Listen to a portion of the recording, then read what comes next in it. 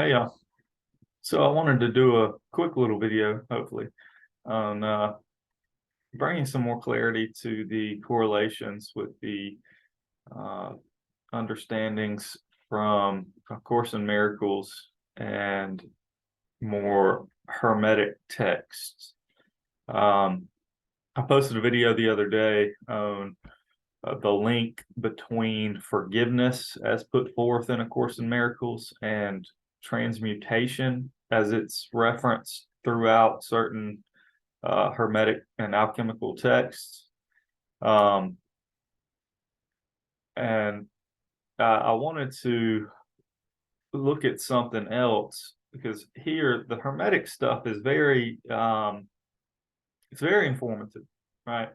It's got a lot of information. It's fascinating, uh, kind of cool.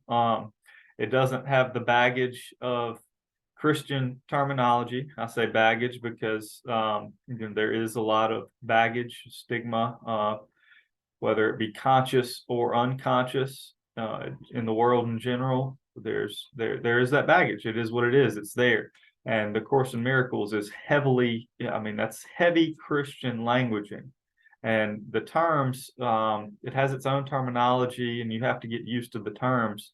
But once that's the case, it is by far, by far the most advanced, comprehensive, uncompromising text. From the metaphysics to the understanding of the highest application of the processes of transmutation and forgiveness.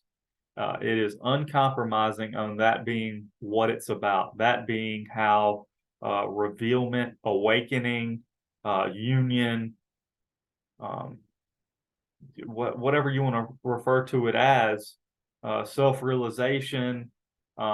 It's very clear that that's the fast track.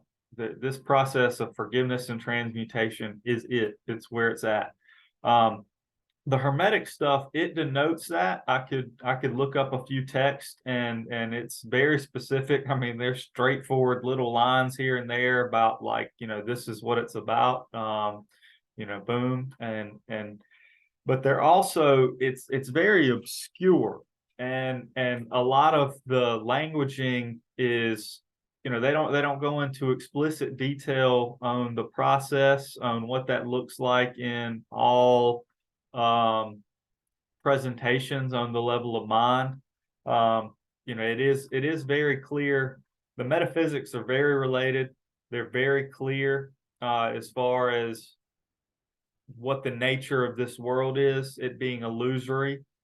There's stuff in the Hermetic stuff that's easy to, they go more into the mechanics of the illusion, as far as like, the laws, the seven Hermetic principles and stuff like that. And the way that the illusion seems to function, and the limitations kind of imposed on a macrocosmic level, if you will. But it has the underlying foundation of that still being an illusion. That's still the law, as they put it. Depending on what text you read, there might be the all with a capital L, and that's not all as in form all, or the law. Sometimes those are used the same, but that is the absolute. That is God in the highest. That is reality. That is truth. That is above, beyond, untainted, untouched, uninfluenced. Not quite. It does influence everything, but it's not a part of, because it is perfect wholeness and purity. So that concept of the all of law, is the same as the course metaphysics of reality, of heaven, as put forth in the course. And that's what's being sought. They use the terms, the atonement is that principle of choosing that. That's really in the Hermetic stuff as well. That's what's being pointed to as a way of being a I don't really know the languaging that they use specifically. I mean, they do use the term master, and very much so. That's how one goes about that process, is through the application of these things, the application of forgiveness, transmutation, also having that absolute understanding of what the highest reality is. Because at a point, if that's not nailed down, I mean, at a point you can make a lot of progress without any of the metaphysics. And some people, I would say, probably can make absolute progress without any of the metaphysics. But I would say, even with that, there's going to be some intuitive underlying resonance with that understanding. So that would be there on some level, whether it's super conscious or not. But for some, it's going to be a big limitation to get into a lot of these Hermetic understandings and texts and not having the clarity of that. Because that was what was always there when these traditions were passed down from teacher to student, from master to neophyte. This was something that would be, I mean, it would be nailed down. You would know these metaphysics. It would be passed down, and you would be clear on that, not confused. So that's really paramount, and I think that's a big huge difference in the I mean, I get it. The Hermetic stuff is very cool. It's hip, it's foreign, it's got this ancient lure to it, that makes it attractive. I've been there. I have many books on it. I like it. I still read it. It's fascinating. The language is very accurate. But there are big limitations where it's not super crystal clear, where it goes into so many different branches. It doesn't always pull back to the absolute and uncompromising nature, and what the highest, the highest application of the process is, and what will get you the most progress the quickest. And the Course is very clear on that this is a way to save time, and to not have to, have, and they both share that too. They kind of leave you open ended on that, so they're kind of cool with that. They go into reincarnation and stuff, but they don't like absolutely say that like you have to believe this, but there is that understanding that's there. And that's what it's really about, is it saves time. I mean, the healing time saving principle factor of forgiveness and transmutation is it alters the time sequence. I mean, it saves, I mean, you can't even really fathom what's being. I would talk way too long if I even went into that, and probably not make a whole lot of sense in the process. So I'm not going to go there.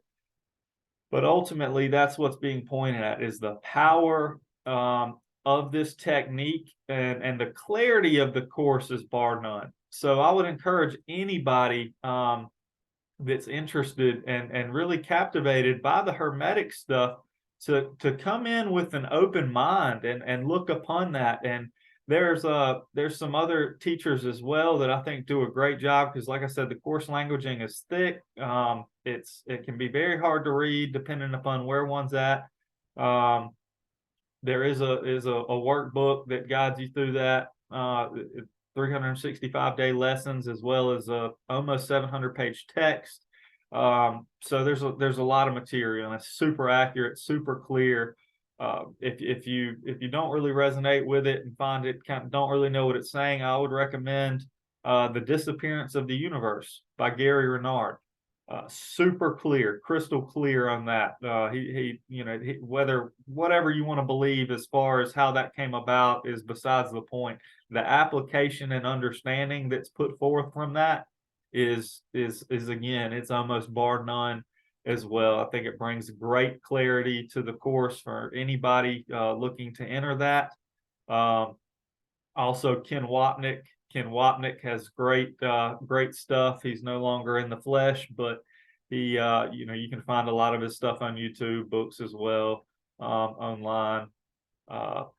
So the stuff is out there, man. The truth is out there, as they say.